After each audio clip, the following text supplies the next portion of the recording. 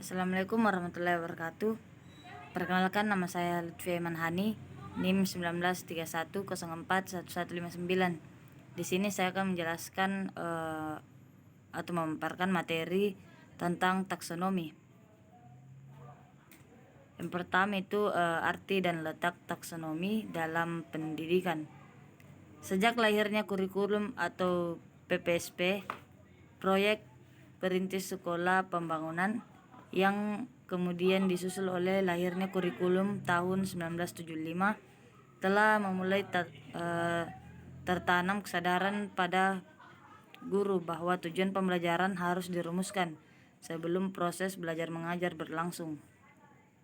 Tujuan tersebut harus diberitahukan kepada para siswa. Jadi tujuan tersebut bukanlah suatu yang perlu dirahasiakan. Kepentingan hubungan antara kegiatan belajar mengajar dengan tujuan oleh seorang ahli bernama Schrijven tahun 1967 dikemukakan bahwa harus ada hubungan erat antara tujuan kurikulum dengan bahan pelajaran, kedua bahan pelajaran dengan alat-alat evaluasi, tiga itu tujuan kurikulum dengan alat-alat evaluasi. Tujuan kurikulum yang dimaksud adalah tujuan yang dapat diukur. Abel tahun 1963 berpendapat bahwa jika hasil pendidikan merupakan suatu yang penting tetapi tidak dapat diukur, maka tujuan itu harus diubah. Jika tujuan telah dirumuskan secara operasional, maka hasilnya akan dapat diukur. Suatu tanda bahwa seseorang telah mempunyai tujuannya akan terlihat pada perubahan tingkah lakunya. Tujuan pendidikan dirumuskan pada 3 tingkatan. Yang pertama itu tujuan umum pendidikan. Tujuan ini menentukan perlu dan tidaknya suatu program diadakan. Di dalam praktek sehari-hari, tujuan ini dikenalkan sebagai TIU atau tujuan instruksional umum. Kedua, tujuan yang didasarkan atas tingkah laku. Dalam periode 20 tahun terakhir ini, banyak usaha telah dilakukan untuk mencari metode yang dapat digunakan untuk menganalisis atau mengklarifikasikan sebuah pandangan yang berhubungan dengan kegiatan pendidikan sehari-hari.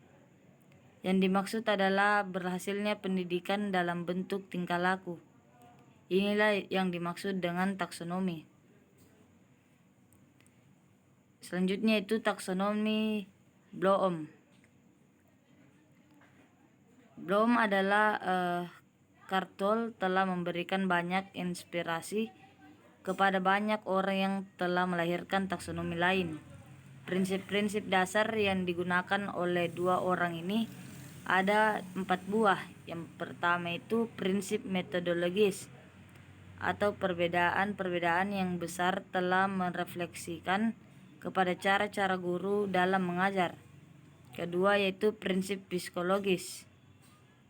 Taksonomi hendaknya konsisten dengan fenomena kejiwaan yang ada sekarang. Ketiga itu prinsip logis. Taksonomi hendaknya dikembangkan secara logis dan konsisten. Keempat yaitu prinsip tujuan. Tingkatan-tingkatan tujuan tidak selaras dengan tingkatan-tingkatan nilai. Tiap-tiap jenis tujuan pendidikan hendaknya menggambarkan corak yang netral. Secara garis besar, Bloom bersama kawan-kawan merumuskan tujuan-tujuan pendidikan ada 3 tingkatan. Yang pertama itu kategori tingkah laku yang masih verbal. Kedua yaitu perluasan kategori menjadi sederetan tujuan. Ketiga itu tingkah laku konkret yang terdiri dari tugas-tugas dalam pernyataan sebagai ujian dan butir-butir soal. Ada 3 ranah atau dominan besar yang terletak pada tingkatan kedua yang selanjutnya disebut taksonomi, yaitu ada 3. Yang pertama ranah kognitif, kedua ranah afektif, ketiga ranah psikomotor. Yang dimaksud dengan ranah kognitif, yang pertama itu mengenal atau recognition. Dalam pengenalan, siswa diminta untuk memilih satu dari dua atau lebih jawaban.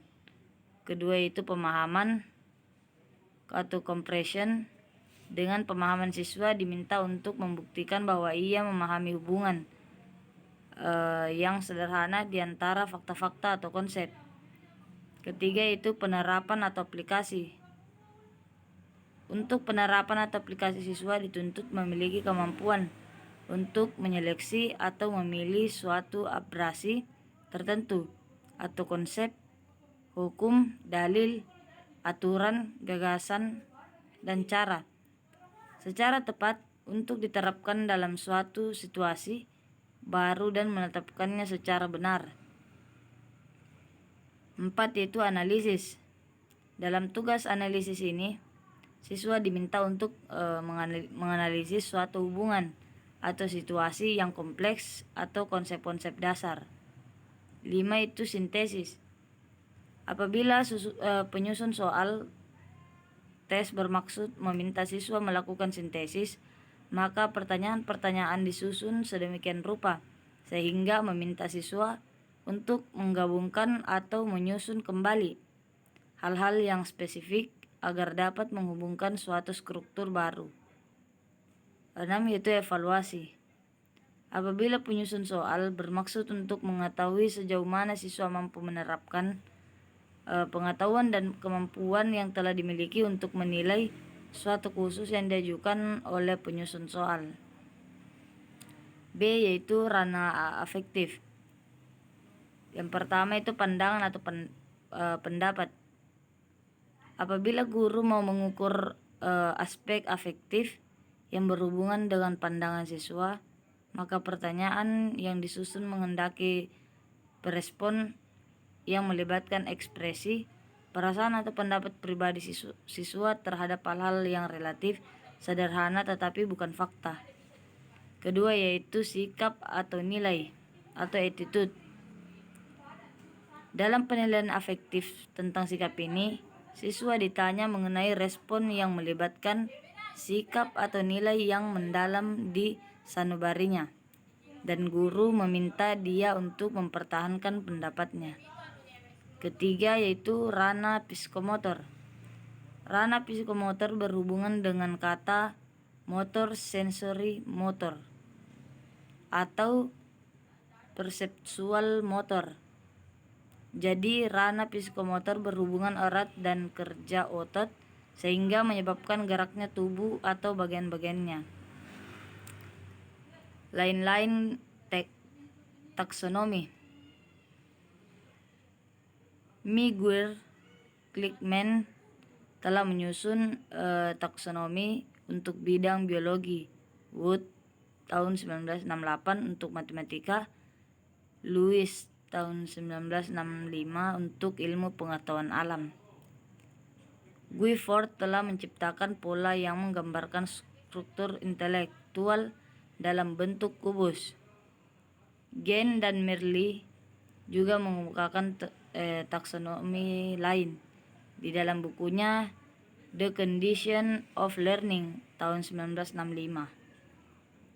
Gen menyebutkan adanya 8 buah kategori yang oleh Merrill tahun 1971 ditambah 2 buah kategori lagi. Garlech dan Sullivan beranggapan bahwa taksonomi Bloom mempunyai kegunaan yang terbatas sebagai alat untuk perencanaan dan pengembangan kurikulum. De Block mengatakan bahwa taksonomi Bloom dihilami oleh masalah evaluasi. De Block tahun 1972 mengemukakan model yang didasarkan pada tujuan-tujuan mengajar. Ia mengajukan 3 arah dalam kegiatan mengajar. Yang pertama itu from partial to more integral learning. Kedua yaitu from limit to fundamental learning. Terakhir yaitu from special to general learning. Mungkin itu saja yang dapat saya jelaskan Kurang lebihnya mohon dimaafkan. Saya akhiri dengan kata wabillahi taufik wal hidayah. Wassalamualaikum warahmatullahi wabarakatuh.